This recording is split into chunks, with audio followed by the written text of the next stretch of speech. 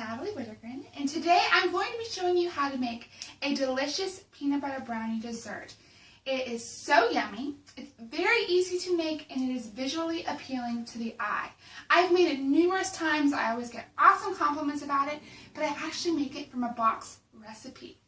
So what you are going to need is, as expected, a box of brownies, and the ingredients that it tells you to have on the back. So for this one, it calls for 1 egg, 1/3 cup of vegetable oil, and 1/4 cup of water, so you'll have that. And then you will need some chocolate chips, some peanut butter chips. I like to use Reese's, it's my favorite. Some peanut butter, you can do crunchy or you can do creamy. A muffin tin, and also a mixing bowl, a spoon, and then your measuring cup. So I know a lot of people have allergies to peanut butter. So if I were to make this for a class, it's very important that I keep that in mind. But the good thing about this recipe is you can do it with many other ingredients. So I have done like a cookies and cream kind of rendition, and so I use melted white chocolate, and you could put Oreos on top. So you can do so many different arrangements, but for today I'm going to show you it with peanut butter.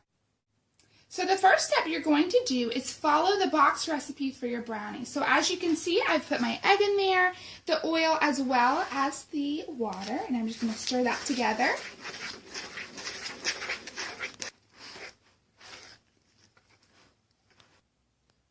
So now you see that I have stirred it all together and it's all mixed, which is very important. Now the next thing I'm going to do is get my muffin tin out. Now, normally we make muffins out of this, but it works perfectly for this dessert.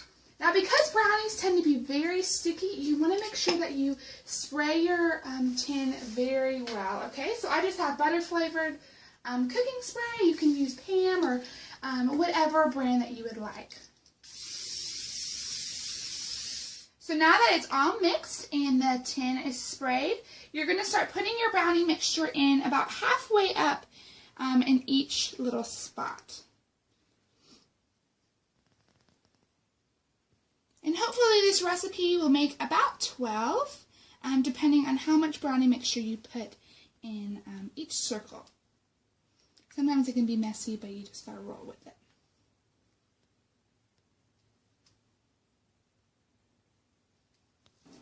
So I am going to put the oven to about 350 degrees. And my brownies will go in for about 20 to 25 minutes. Now for me personally, I like my brownies to be very moist. So I like to do it for a little bit less time, but it's totally up to you. So look at it at 20, and if you think it needs more time, then you can put more time on the clock. So now that the brownies are done, the next step that I've already completed is melting my peanut butter, as you see. So it looks kind of soupy, and I just put a few spoonfuls into this cup, put them in the microwave for about 30 seconds, and now I know what to do next. So what you're going to do is kind of make just almost like a little crater in each of your brownies, okay? So these look a little soft on top, and that's okay. So you make a little crater, and you put peanut butter right in the middle. And so once you give this a little bit of time, it'll eventually kind of like harden over, and it'll be like concrete. So each of your brownies will have a crater in each, as well as the peanut butter in the middle. So now we are to our final step. If you look to our pan, there is peanut butter in all of them, and so the last step is just garnishing the top. So if you remember from the beginning, we need chocolate chips as well as peanut butter chips.